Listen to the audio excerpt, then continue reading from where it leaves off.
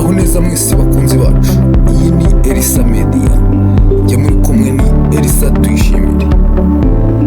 Muri iyi video rero tugiye kuganira ku buryo bwiza bwo gucunga amafaranga yawe neza, kuko ari ingenzi kumenya amafaranga yawe, ukamenya n'uburyo urayabamo bitewe n'uko angana.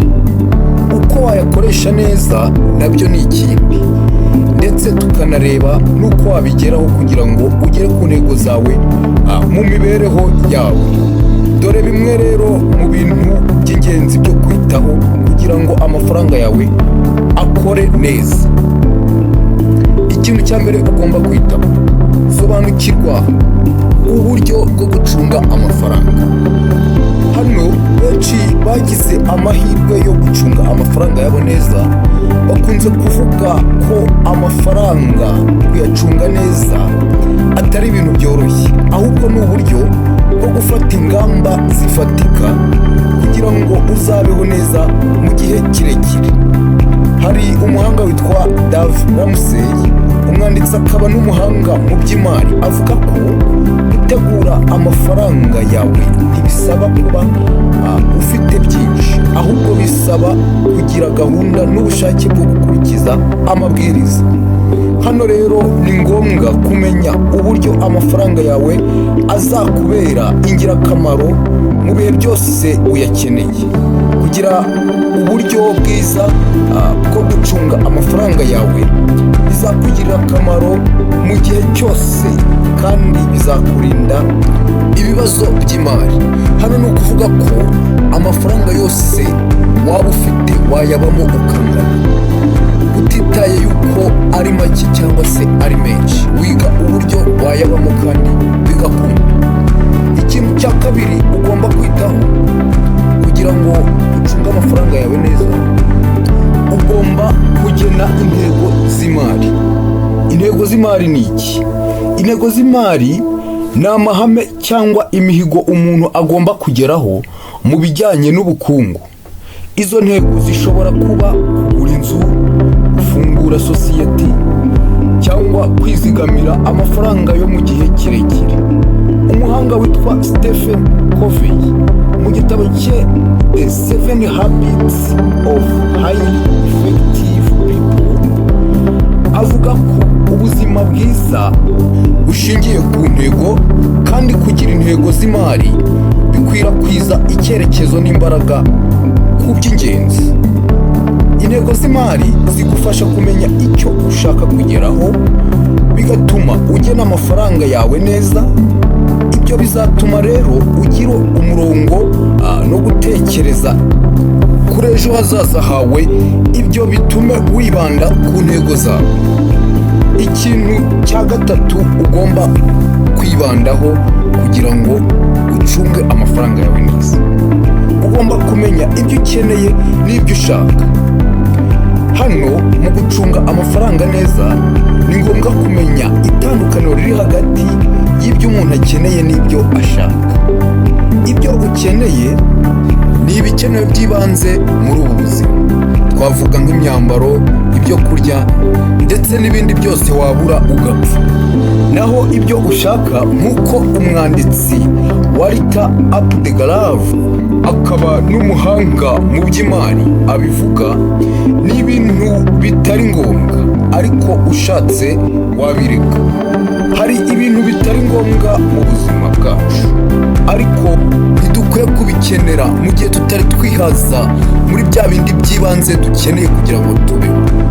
Ibi rero bivuze ko kumenya itandukaniro riri hagati y'ibyo ukeneye n'ibyo ushaka ari ingenzi, kuko ibi bizagufasha kugira ubushishozi mu gucunga amafaranga yawe neza, aho uzamenya ibyo ugomba guhita uguramo no kugerageza kugabanya ibyo udakeneye. Ingingo ya 4 igufasha mu kumenya uburyo wacunga amafaranga yawe neza nuko ugomba kwizigamira.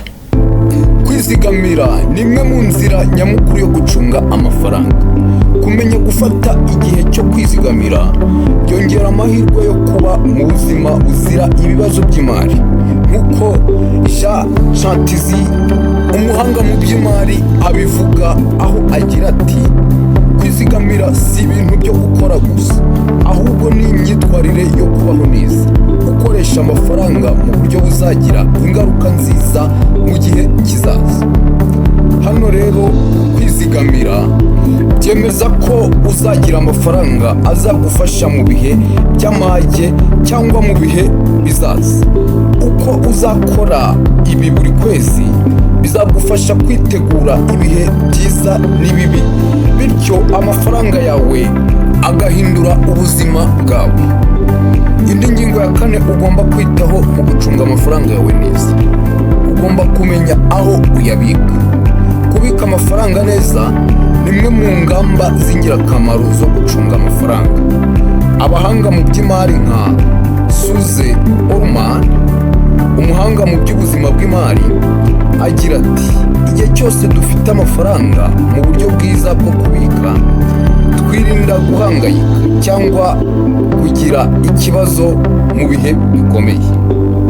Gukoresha uburyo bwizewe bwo kubika amafaranga bizagufasha mu buryo bwo kugera ku ntego zawe no gukomeza kugira imari itanga inyungu. Hano ngira ngo amafaranga waba ufite yose ugomba kumenya uko uyabika. Wayabika kuri konti ya banki, wayabika muri banki nyirizina, ariko ukaba wizeye ko amafaranga yawe afite umutekano aho abitse. Ibi bizagufasha. Ikindi kintu ugomba gukora kugira ngo ucunge amafaranga yawe neza, cya gatanu, ugomba kwirinda ubukererwe mu bikorwa by'imari. Kwirinda ubukererwe mu bikorwa by'imari ni ngombwa kugira ngo ugere ku ntego z'imari. Abahanga mu by'imari bagerageza kugaragaza ko imirimo idakorwa vuba cyangwa mu buryo bwihuse ikunze guhombya, kandi amafaranga nta mpamvu yo kuyabika adafite icyo ari gukora cyangwa se atarimo kubyazwa andi. Hano rero ku bashoramari ni ngombwa guhora ubyaza umusaruro amafaranga ufite, ndetse ukamenya imishinga ukwiye gukora amafaranga yawe akabyara andi mu gihe gito, utayabitse ngo uzayakoreshe ikindi atagenewe, cyane ko ibitwara amafaranga bitajya bibura. Ikintu cya gatanu rero ugomba kwita kugira ngo ucunge amafaranga yawe neza, ugomba gukoresha ubushobozi bwawe mu bikorwa by'imari. Nk'uko umuhanga witwa Warren Buffett abivuga, ubushobozi bwo gucunga amafaranga yawe neza burimo ubushishozi, imikorere no gukora utekereza imbere. Aha rero abantu benshi babasha kugera ku rwego rwo hejuru mu by'imari ni abantu babasha gukoresha ubushobozi bwabo kugira ngo bafashe abandi. Kugira ngo izo ntego zigerweho, nuko niba uri umunyemari, fasha abandi kugira ngo imari yawe nabo ibafashe kugira aho bagera. Wabaha akazi, wabafasha ukabaremera igishoro n'ibindi. Hano rero ngira ngo naho birumvikanye. Reka turebe indi ngingo ya gatandatu y'ukuntu wacunga amafaranga yawe neza. Ugomba gukora ku bikorwa by'imari by'imishinga mito. Hano kugira imishinga mitoya byongera amahirwe yo gucunga amafaranga neza. Nk'uko umuhanga witwa Mohamed Yunus, umunyemari akaba n'umuhanga muri ibyo by'imari nyine, abivuga, nta mishinga yoroheje itatanga inyungu.